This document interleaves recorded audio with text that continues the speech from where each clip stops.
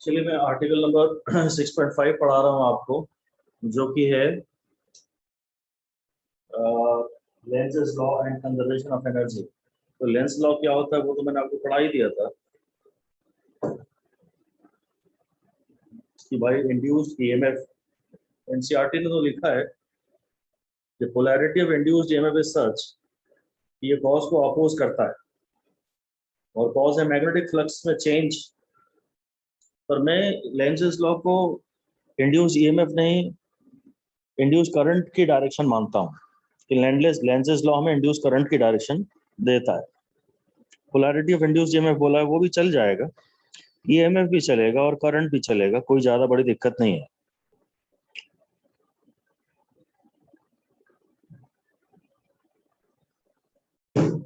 भाई वो ये कह रहा है कि मान लीजिए आप एक मैग्नेट के नॉर्थ पोल को यहाँ एक लूप की तरफ ला रहे हैं, मैग्नेट को यहाँ ला रहे हैं। अब इस समय पूछ रहा है कि इंड्यूस करंट की डायरेक्शन क्या है, जैसा कि ऑब्वियसली यहाँ से देखा जा रहा है। क्वेश्चन ऐसे ही लिख दीजिए कि north pole of a magnet is being pushed, north pole of a magnet is being pushed into a conducting loop as shown, towards a conducting loop as shown, towards a conducting loop as shown. What is the direction of induced current? What is the direction of induced current? अब इसमें warning ये लिख दीजिए कि location of observer must be clear. Observer की location clear होनी चाहिए कि आप देख कहां से रहे हो। ज्यादातर तो वो बता देता है, और अगर ना बताए तो आपको ये मानना पड़ेगा कि आप मैग्नेट की साइड, ऐसा लिख दीजिए। If not mentioned, the observer is should be assumed to be on the magnet. Observer magnet के ऊपर बैठ के पास आ रहा है, ऐसा ही कुछ सोचा जाए कि जो मैग्नेट को पुश कर रहा होगा वही उधर देख भी रहा होगा, ऐसा कुछ अजम्पशन हम कर रहे हैं। कोई बता दे तो अच्छी बात है।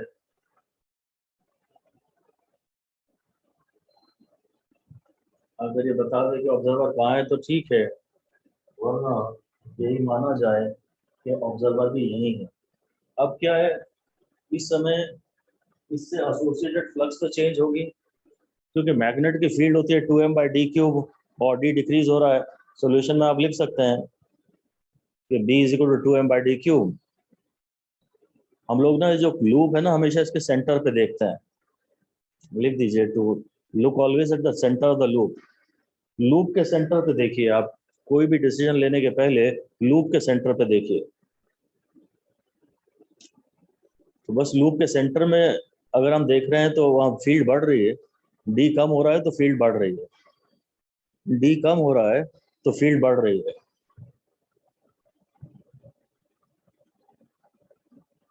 B = 2m/d³।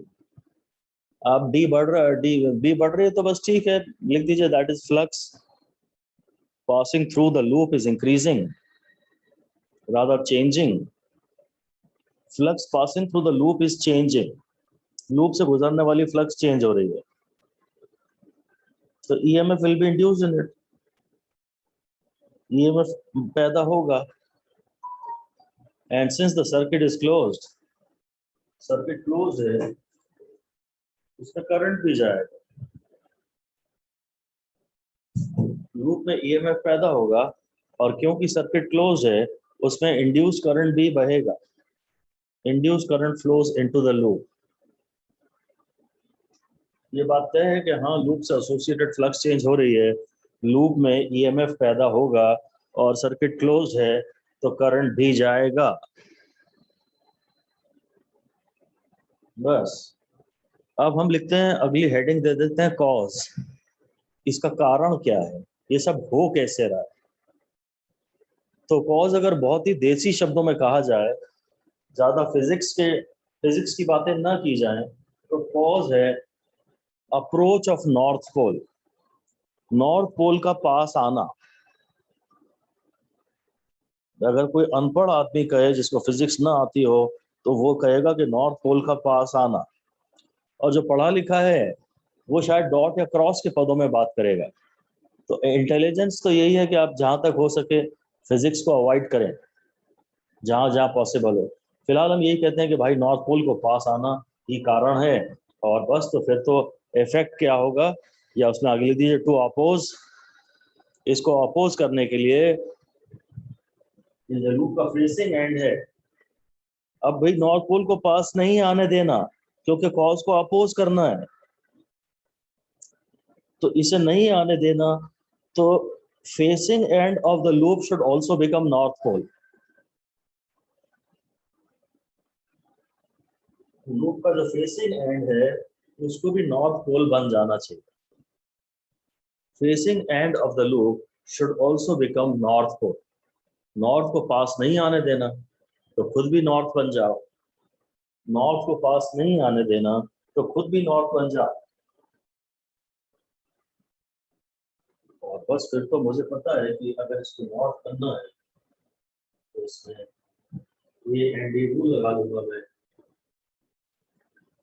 नॉर्थ को बनने के लिए इसमें एंटी क्लॉकवाइज करंट जाएगा। तो जवाब आ गया, इंड्यूस करंट है,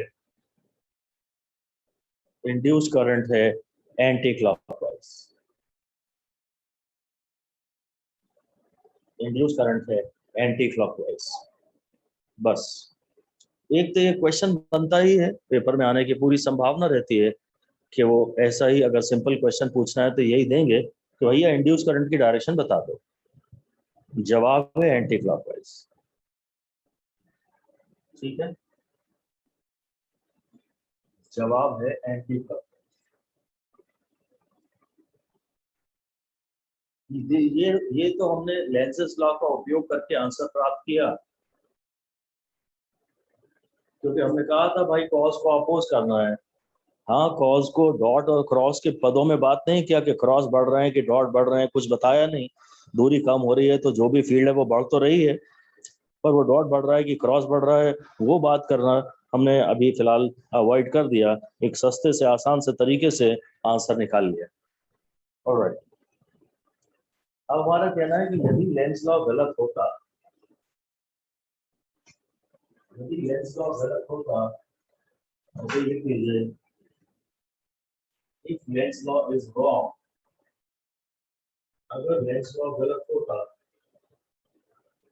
देन साउथ पोल बनता सामने, नॉर्थ नहीं बनता सामने, साउथ बनता। ये नॉर्थ जा रहा है, ये साउथ बनता, इसमें क्लॉकवाइज करंट जाता और ये साउथ बनता। अगर लेंस लॉ गलत होता तो तुम जब इसको पास ले जा रहे हो तो ये साउथ बनता। अब अगर ये साउथ बनता तो ये नॉर्थ को अपने आप ही अट्रैक्ट कर लेता। तो आप इसे पास लाने के लिए कोई एनर्जी दे नहीं रहे। देखो लूप में ईएमएफ इंड्यूस हो रहा है और करंट भी वह जा रहा है, वोल्टेज भी है और करंट भी है, मतलब पावर है, मतलब लूप के अंदर इलेक्ट्रिकल एनर्जी जनरेट हो तो रही है। ऐसा ही डैश करके लिख दीजिए, लूप में electrical energy is being generated.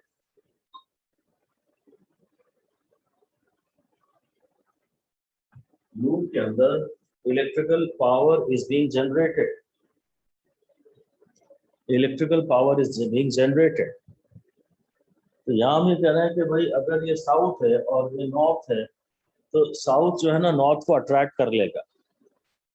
लिख दीजिए, here south will attract north, south attract कर लेगा नॉर्थ को। External, no work is required by external agent.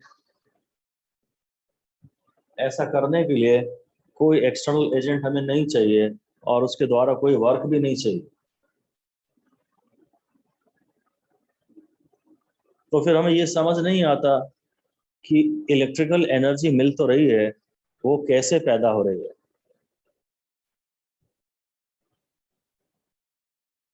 Electrical energy मिल तो रही है पर वो पैदा कैसे हो रही है ये हमको समझ नहीं आ पाता।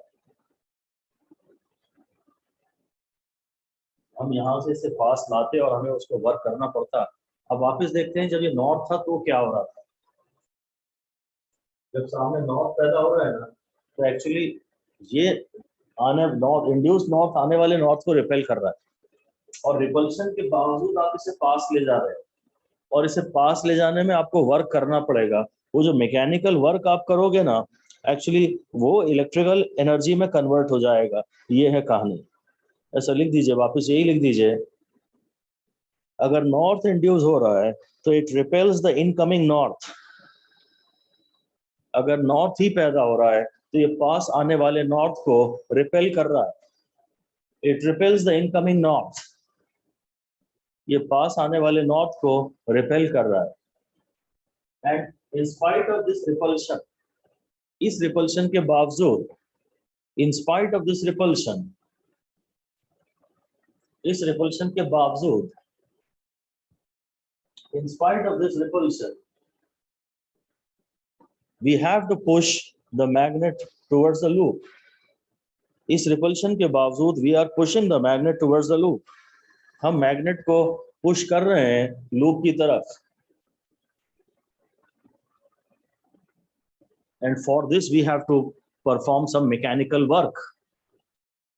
इसके लिए हमें मैकेनिकल वर्क करना पड़ता है। इसके लिए हमें मैकेनिकल वर्क करना पड़ता है। और अब हमें समझ में आ रहा है पूरी कहानी कि जो मैकेनिकल इनपुट हम दे रहे हैं ना, ये जो मैकेनिकल एनर्जी इनपुट है, यही एक्चुअली इलेक्ट्रिकल एनर्जी में कन्वर्ट हो रही है। यहाँ इलेक्ट्रिकल एनर्जी मिल तो रही है, इसमें कोई शक नहीं, क्योंकि यहाँ ईएमएफ भी है और करंट भी है, मतलब पावर है।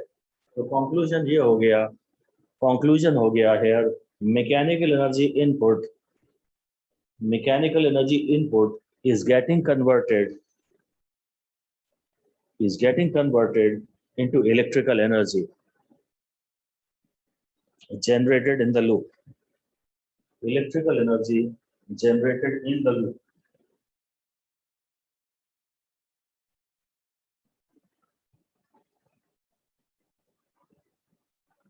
ये है कहानी। अगर हम इसकी मैथमेटिक्स की बात, मतलब बेसिकली अब हमें फाइनली एक ही कंक्लूजन और लिखना है, 3 स्टार दे दीजिए। फाइनल फैसला कि Lenz's law is an agreement with, Lenz's law is an agreement with law of conservation of energy. Lenz's law is an agreement with law of conservation of energy. बस ये statement काम का है, थोड़ा 3 star हमने दे दिए।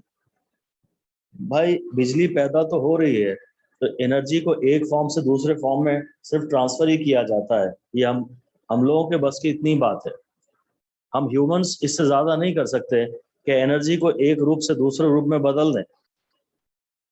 मैकेनिकल एनर्जी सप्लाई करेंगे तो इलेक्ट्रिकल एनर्जी मिलेगी, ये बात हमें समझ में आती है।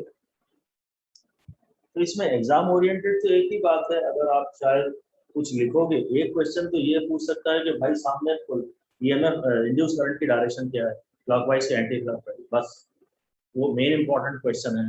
वो 4 स्टार वाला क्वेश्चन है कि इंड्यूस करंट की डायरेक्शन क्या है। दूसरा स्टेटमेंट बोल सकता है कि आउट ऑफ द फॉलोइंग क्या सही है, और वो है कि Lenz's law is an agreement with law of conservation of energy. वो थोड़ा डायरेक्ट क्वेश्चन हो गया और थोड़ा लेस इंपॉर्टेंट हो गया। और तीसरी बात यह है, जो मैथमेटिक्स हो सकती है वो ये है कि F into V is equal to E into I। F into V यानी mechanical power input, mechanical power का फॉर्मूला F into V होता है, और इलेक्ट्रिकल पावर का फॉर्मूला E into I होता है। डायरेक्टली ये एनसीईआरटी में दिया तो नहीं है, पर हाँ ये भी एक अच्छी चीज तो है ही, क्योंकि एनसीईआरटी में डायरेक्टली नहीं दिया, इसलिए फिलहाल हम इस पे बस 3 ही स्टार दे रहे हैं। मैकेनिकल पावर इनपुट का फॉर्मूला हमें पता ही है, F into V, और इलेक्ट्रिकल पावर आउटपुट का फॉर्मूला भी हमें पता ही है, E into I। तो ये अच्छा तो हो सकता है, डायरेक्टली नहीं दिया है बस।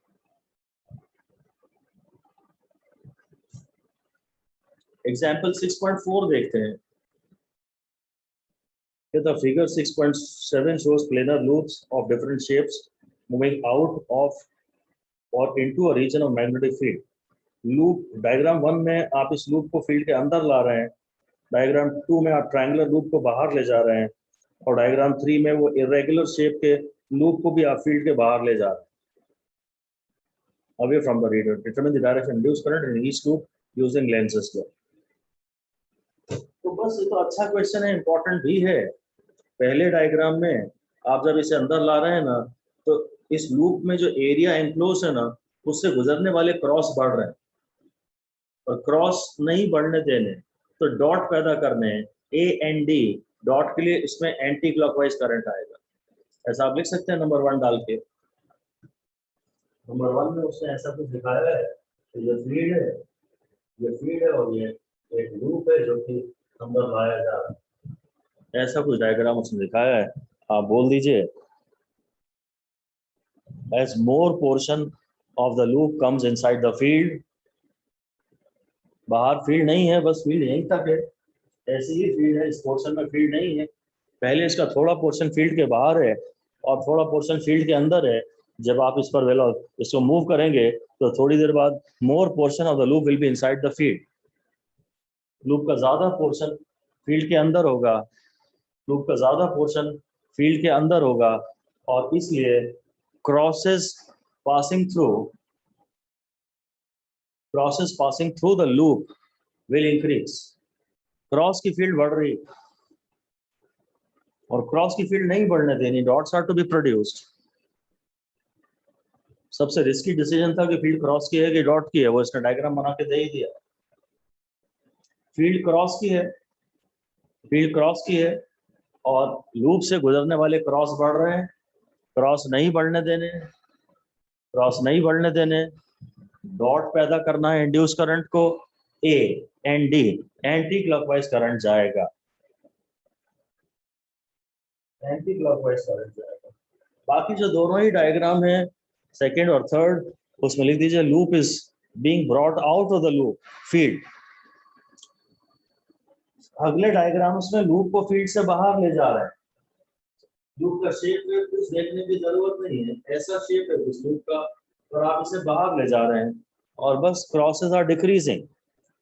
अब दोनों ही डायग्राम्स में क्रॉस कम हो रहे हैं, और क्रॉस कम हो रहे हैं तो हमें क्रॉसेस ही पैदा करने हैं। जो कम हो रहा है उसे कम नहीं होने देना, अब हमें क्रॉसेस ही पैदा करने हैं। क्रॉस पैदा करने हैं, तो क्रॉस पैदा करने हैं तो CSC,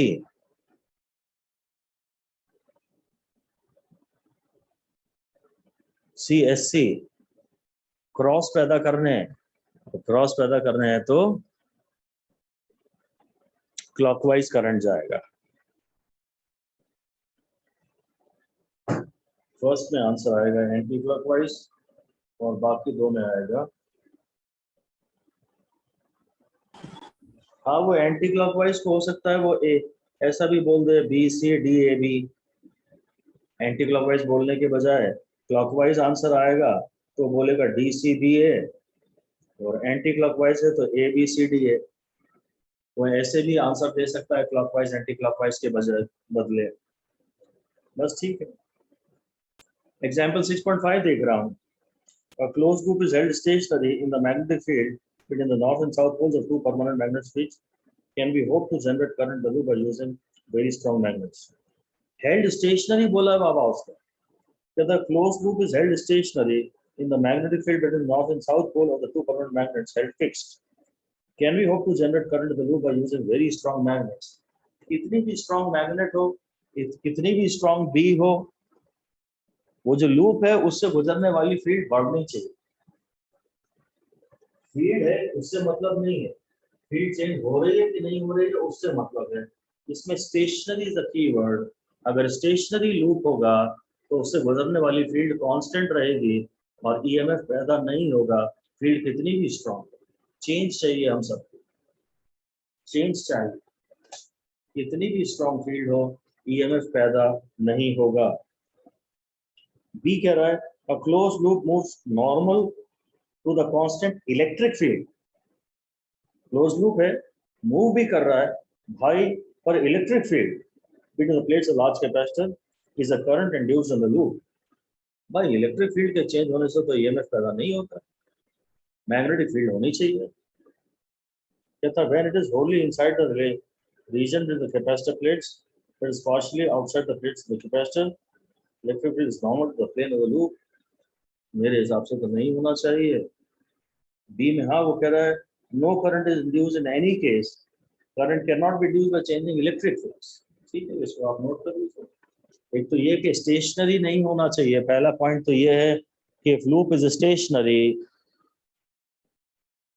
with respect to time, flux is not, magnetic flux is not changing with respect to time, magnetic flux time के रिस्पेक्ट में नहीं बदल रही है, तो ईएमएफ इंड्यूस नहीं होगा। एक पॉइंट, ईएमएफ इंड्यूस नहीं होगा, एक पॉइंट। और दूसरा पॉइंट ये है कि change in electric flux, paper में हो सकता है आप ध्यान ना दें कि इलेक्ट्रिक फ्लक्स है कि मैग्नेटिक फ्लक्स है, आप अज्यूम करने की टेंडेंसी के मारे ही आपके नेगेटिव्स होते हैं, चीजों को आप पेपर में अज्यूम कर लेते हैं। इलेक्ट्रिक फ्लक्स है कि मैग्नेटिक फ्लक्स है वो ध्यान से देखना चाहिए। मुझे लगता है ये अच्छा क्वेश्चन है। इलेक्ट्रिक दोनों ही अच्छे पार्ट हैं, वैसे 3-3 स्टार दोनों पे दिए जाएं, 4-4 स्टार कर दीजिए। स्टेशनरी है तो भी ईएमएफ पैदा नहीं होगा, इलेक्ट्रिक फ्लक्स चेंज होगी तो भी ईएमएफ पैदा नहीं होगा। सी कह रहा rectangular loop and a circular loop are moving out of uniform magnetic field to a field free region with a constant velocity, in which loop do you expect the induced EMF to be constant during the passage out the field region?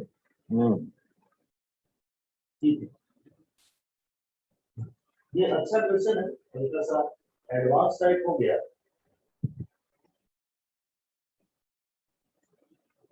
देखो EMF induced, EMF induce का formula मैंने भी पढ़ाया नहीं तो ये काम मेरा बड़ा आसान हो जाता।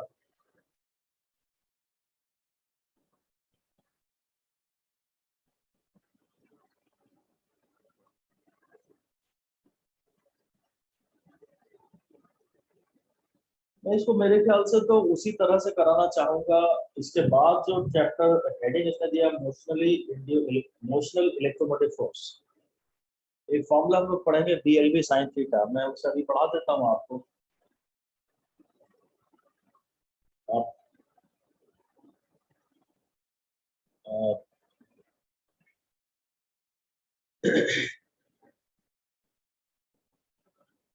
वही मेथड ज्यादा अच्छा रहेगा, इसको बाद में ही देना चाहिए था। एक फॉर्मूला हम अभी जल्दी ही पढ़ेंगे, आप हेडिंग अभी भी दे दीजिए, दोबारा भी दे देंगे। आप हेडिंग दे दीजिए मोशनली इंड्यूस्ड ईएमएफ, मोशनली इंड्यूस्ड ईएमएफ। और हम अभी पढ़ेंगे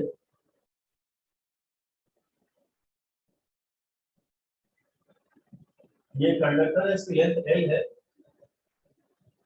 इसमें जो ईएमएफ इंड्यूस होता है वो होता है BLV sin। एक कंडक्टर की लेंथ L है और उसको वेलोसिटी v से मैग्नेटिक फील्ड में चलाया जाए तो ईएमएफ का फॉर्मूला होता है BLV sin थीटा। और सब अगर राइट एंगल्स पे मूवमेंट हो रहा है थीटा 90 डिग्री हो जाता है। और अगर ये इरेगुलर शेप का कंडक्टर है ना, आगे लिख दीजिए if the conductor is of irregular shape, अगर ये कंडक्टर इरेगुलर शेप का है, ऐसा है तो ये जो shortest distance between the end points है ना, shortest distance between the end points, shortest distance between the end points, shortest distance between the end points is taken as the effective length of the conductor। अब A की जगह आप ये AB लेते हैं, अगर ये कंडक्टर इरेगुलर शेप का है तो इनके एंड पॉइंट्स के बीच में जो शॉर्टेस्ट डिस्टेंस है उसी को इफेक्टिव कंडक्टर माना जाता है, बस।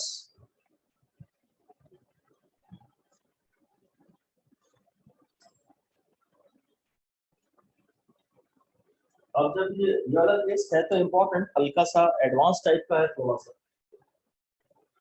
ये ऐसा है, ये रेक्टेंगुलर लूप है पर अभी इसमें फील्ड इतनी बची है, यहाँ पर ये बाकी पोर्शन फील्ड के बाहर। तो जो इफेक्टिव कंडक्टर है ना वो ये, इफेक्टिव जो एंड पॉइंट्स हैं, ये तो अभी तो इसकी तो बात ही ना करें क्योंकि तो फील्ड के बाद चला गया। इसकी बात करें, एंड पॉइंट्स के बीच में जो शॉर्टेस्ट डिस्टेंस है ना, एंड पॉइंट्स के बीच में जो शॉर्टेस्ट डिस्टेंस है, बस इसको effective length of the conductor लिया जाता है। ठीक है, थोड़ी देर बाद ये और बाहर आ जाएगा, ये ऐसा हो जाएगा, ऐसा। अभी भी जो effective length of the conductor है वो सेम है ना। जैसे जैसे आप रेक्टेंगुलर लूप को बाहर लेते जाओगे तो जो एंड पॉइंट्स बचेंगे, अब ये कंडक्टर है बस ये, इसके जो एंड पॉइंट्स हैं उसकी लेंथ तो हर बार सेम ही है ना। ये एडवांस्ड क्वेश्चन है, इसको सोच पाना आसान नहीं है। आ भी सकता है पेपर में, अगर BLV sin थीटा वाले फॉर्मूले से हम सोचना चाहें तो बोल दीजिए in case of rectangular loop में इफेक्टिव लेंथ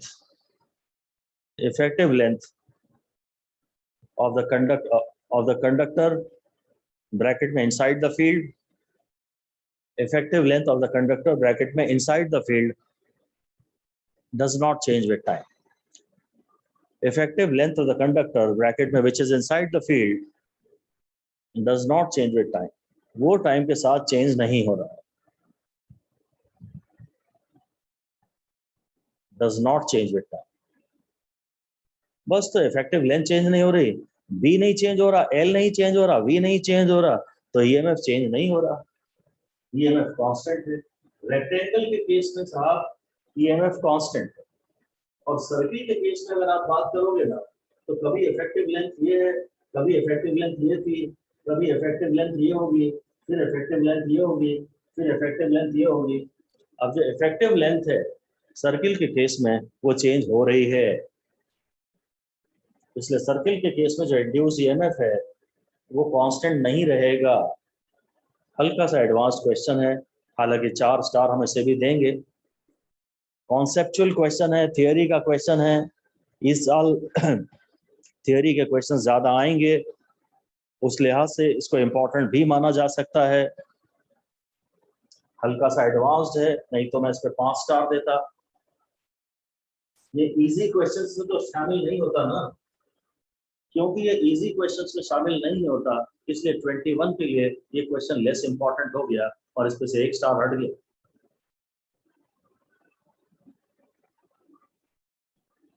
अच्छा क्वेश्चन तो है, चांसेस तो हैं आने के, पर एकदम डायरेक्ट क्वेश्चन नहीं है। और मुझे तो लगता है, आपको विश्वास हो या ना हो, मुझे तो लगता है सारे के सारे क्वेश्चंस डायरेक्ट, सारे के सारे क्वेश्चंस एकदम डायरेक्ट होंगे।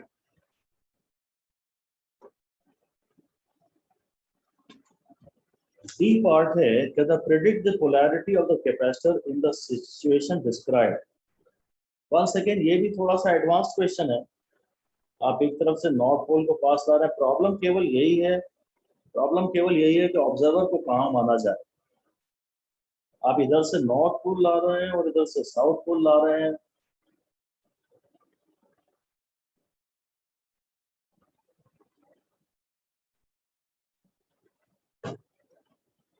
देखो इधर से नॉर्थ ला रहे हो तो इसको नॉर्थ होना चाहिए, ठीक है ओके। खाली खाली कहता कि मैं इधर से नॉर्थ ला रहा हूँ तो भी ये जो ए से यहाँ पे नॉर्थ पोल होना चाहिए, पर अगर यहाँ नॉर्थ होगा, इधर नॉर्थ होगा तो पीछे साउथ ही होगा। ये तो अपने आप में एक मैग्नेट बन जाएगा। अगर इधर से ये नॉर्थ होगा तो इधर से ये साउथ ही होगा। ऊपर से तुम इधर साउथ और ला रहे हो तो फिर यहाँ से साउथ ही होना चाहिए। ये बात तो लिख दीजिए आप, ठीक है। डायग्राम ये वाला आप दिखा सकते हैं कि हम इधर से नॉर्थ पोल को पास कर रहे हैं, इधर से साउथ पोल को पास कर रहे हैं, बीच में इन्होंने कैपेसिटर भी बनाया।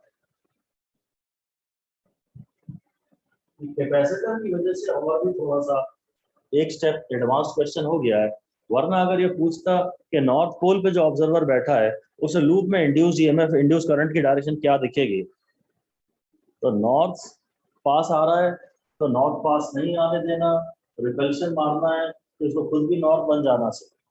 ऐसे लिख दीजिए for an observer situated on the magnet, on the left magnet, वह ऑब्जर्वर जो लेफ्ट मैग्नेट पे सिचुएटेड है, वह ऑब्जर्वर जो लेफ्ट मैग्नेट पे सिचुएटेड है, उसमें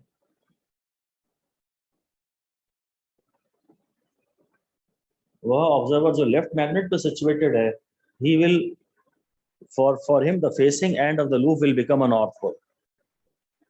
For him the facing end of the loop will become north pole. And therefore the opposite end, the other end of the loop should become a south pole. Loop का जो दूसरा and है वो south pole बनना चाहिए, और वो हमें अलग से दिख भी रहा है, अलग से भी समझ में आ रहा है कि क्योंकि तुम साउथ पोल को पास ला रहे हो। अगर साउथ पोल को पास लाओगे तो उसके सामने वाले फेस को साउथ बनना ही चाहिए। ये साउथ बन जाएगा, ये नॉर्थ बन जाएगा, ये साउथ बन जाएगा, बस ठीक है। अब प्रॉब्लम ये है कि भाई अगर ये नॉर्थ बन रहा है यहाँ वाला, तो करंट जाएगा एंटी क्लॉकवाइज, ये एनडी। यहीं से इमेजिन करते हैं ये लूप है, मैग्नेट यहाँ ला रहे थे, यहाँ से नॉर्थ पोल बन रहा है, यहाँ से नॉर्थ पोल बन रहा है, करंट जा रहा है, अगर यहाँ से देख रहे हैं तो एंटी क्लॉकवाइज उल्टा जाना चाहिए। अब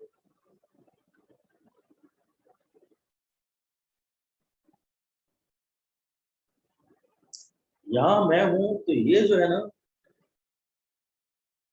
ये जो फेस है ये कागज के बाहर है और ये कागज के अंदर है, करंट यूं जा रहा है, तो शायद करंट प्लेट ए में करंट पहले जा रहा है, तो ए पॉजिटिवली चार्ज बन जाएगा। हाँ, डायग्राम में कुछ कुछ इंडिकेट किया भी है, डायग्राम को अगर मैं देखूं जरा ध्यान से, तो यहाँ से डॉटेड लाइनें बनाई,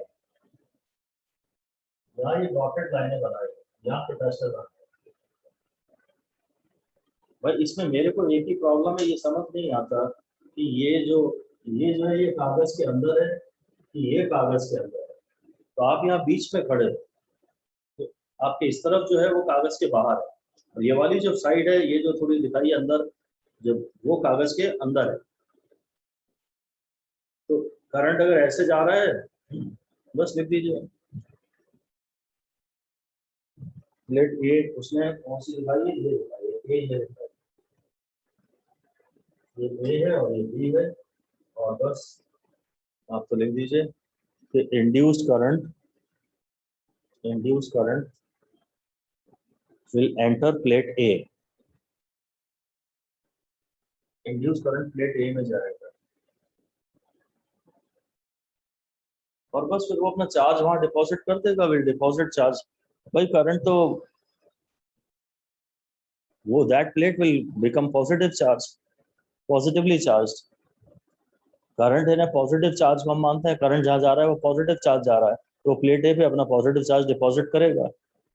जो प्लेट पहले आती है चार्ज के बहने के रास्ते में, हम उसे पॉजिटिव मानते हैं, ये भी लिख दीजिए। The capacitor plate,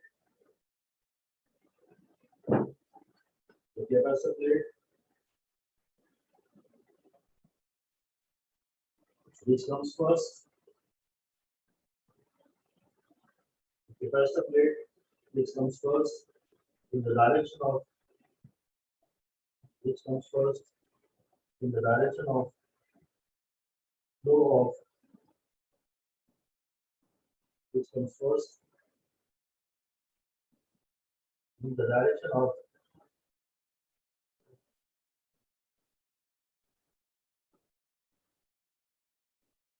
flow of current, in the direction of flow of current, we get positively charged. वह प्लेट पॉजिटिवली चार्ज हो जाए,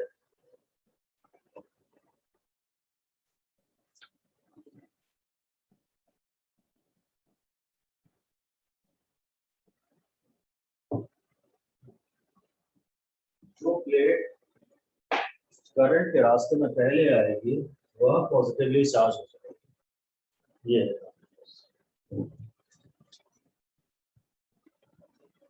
ठीक है। ये हल्का सा एडवांस टाइप का क्वेश्चन है, यद्यपि इवन 12th बोर्ड में आए हुए ये क्वेश्चंस।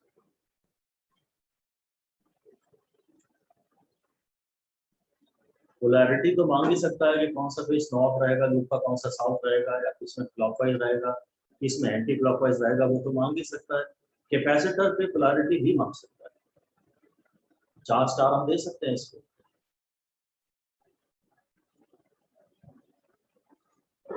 दोस्तों ये जो आज हमने पढ़ा इसमें बेसिकली ये बताया कि Lenz's law is an agreement with law of conservation of energy. अगर हम यहाँ से नॉर्थ आ रहे हैं तो कॉस को अपोज करना है, इसे नॉर्थ पोल ही बनना है, और नॉर्थ पोल बनना है तो current anti clockwise. A N D पूरा बोल के ही आंसर दें। इलेक्ट्रिक फ्लक्स चेंज होगी तो ईएमएफ पैदा नहीं होगा, स्टेशनरी होगी तो ईएमएफ पैदा नहीं होगा। फ्लक्स, मैग्नेटिक फ्लक्स का चेंज होना जरूरी है, मैग्नेटिक फ्लक्स का चेंज होना जरूरी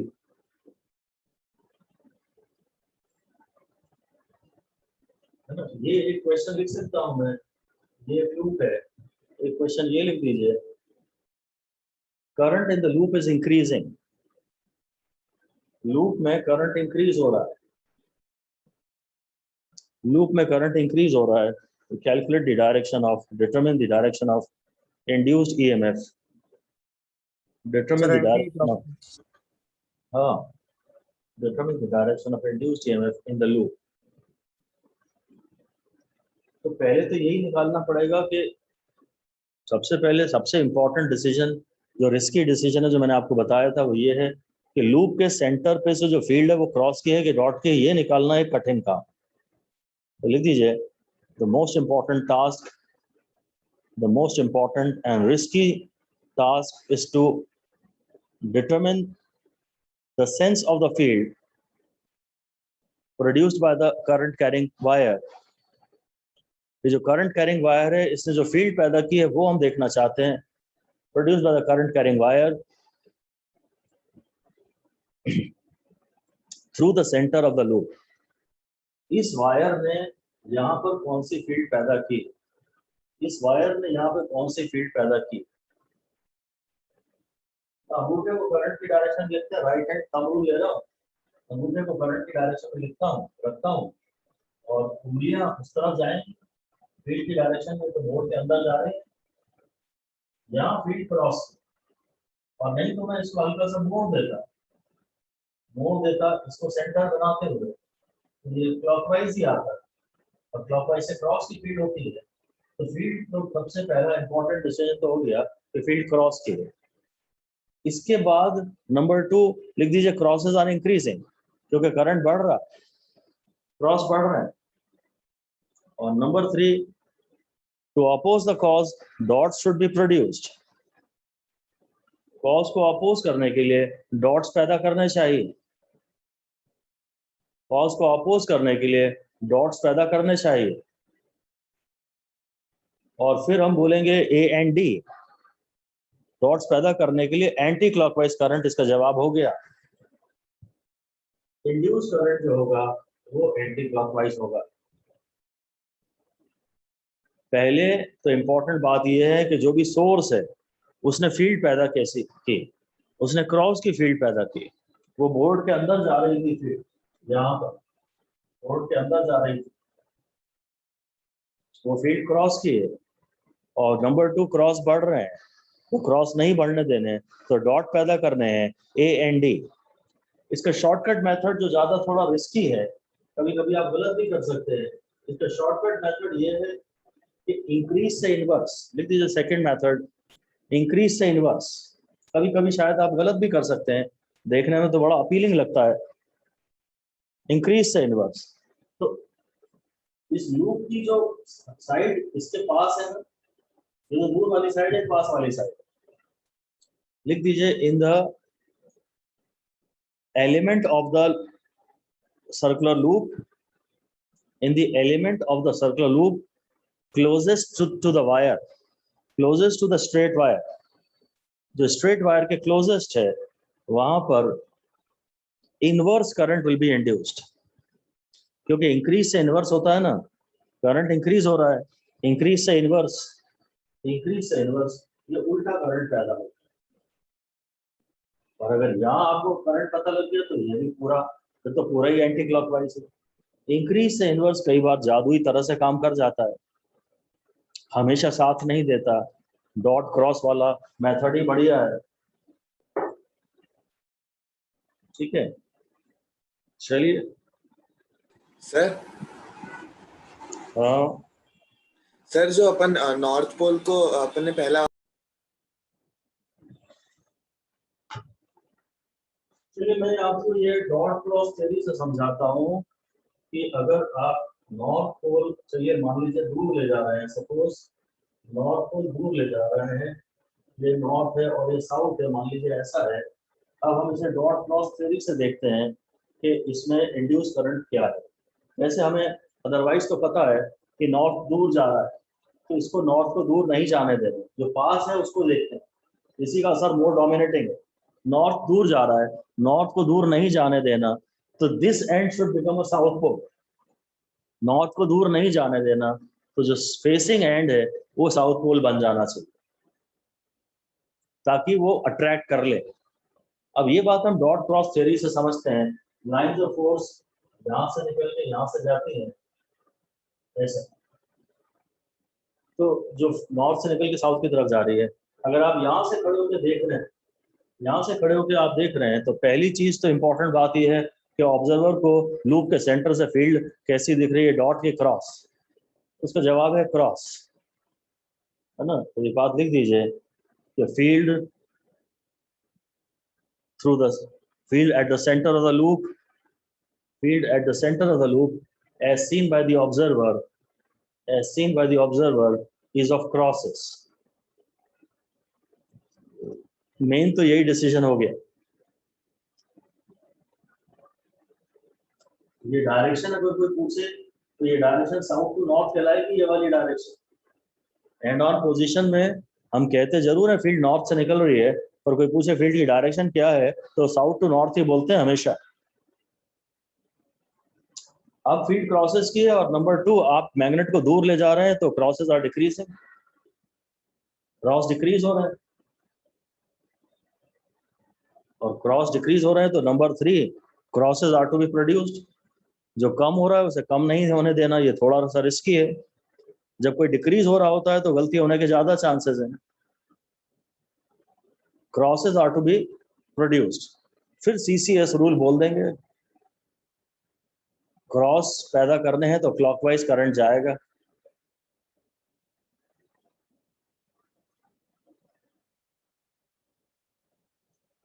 दो तरीके हैं, या तो मैं ये बोलूं कि भाई नॉर्थ दूर जा रहा है और मुझे नॉर्थ को दूर नहीं जाने देना, तो तुम खुद साउथ बन के इसको अट्रैक्ट कर लो, और जब साउथ बनेगा तो करंट क्लॉकवाइज तो जाएगा। ये आसान तरीका हुआ। दूसरा तरीका ये हुआ कि भाई यहाँ जो फील्ड है वो साउथ टू नॉर्थ होती है, इसलिए फील्ड ऐसी। ये बोलना छोड़ दो कि फील्ड नॉर्थ से निकलती है और साउथ की तरफ जाती है, बोलो फील्ड साउथ टू नॉर्थ होती है, यहाँ भी और यहाँ भी। एंड ऑन पोजीशन में फील्ड साउथ टू नॉर्थ है, तो फील्ड यहाँ है और यहाँ से ये हमसे दूर जा रही है, ये क्रॉस है। फिर क्रॉस कम हो रहे हैं क्योंकि आप मैग्नेट को दूर ले जा रहे हैं, क्रॉस कम नहीं होने देने, तो क्रॉस ही पैदा करना है। यहाँ कभी कभी आपके मुंह से निकल सकता है गलती से कि क्रॉस कम नहीं होने देने, यहाँ तक तो आप सही बोलते हैं, पर फिर आप कह देते हैं डॉट पैदा करना है। यहाँ रिस्क है, इस स्टेटमेंट में रिस्क है। ये क्रॉस ही पैदा करने हैं कि डॉट पैदा करने हैं। अगर क्रॉस कम हो रहे हैं तो क्रॉस ही पैदा करने हैं। फिर सीएससी रूल और क्लॉकवाइज करंट यानी साउथ पोल, वो सारी बातें आ गई। ठीक है, that is all for now. Sir वो पॉजिटिव नेगेटिव का क्या सर क्या